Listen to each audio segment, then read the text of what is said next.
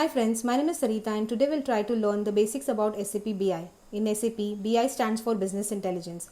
This is also one of the important modules and it is used for analyzing and reporting data from different data sources. Business intelligence is used to give value to the unprocessed data of the organization by organizing, cleaning and storing data using business logic so that it can be used by enterprise for taking certain business decisions. Its main function is that it helps to acquire data from multiple data sources and distributes it to the different BI system. SAP BI is data warehousing as well as reporting tool in SAP. Each and every company manages its business activities in the organization by maintaining the customers and the client data in the system based on which different departments like HR, finance and sales etc. prepare their work strategies.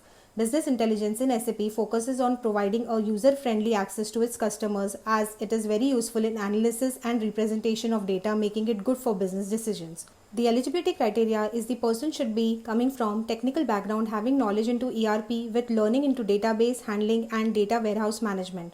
So this is the brief about SAP BI module, and to know more about the syllabus in detail, please visit training.sap.com.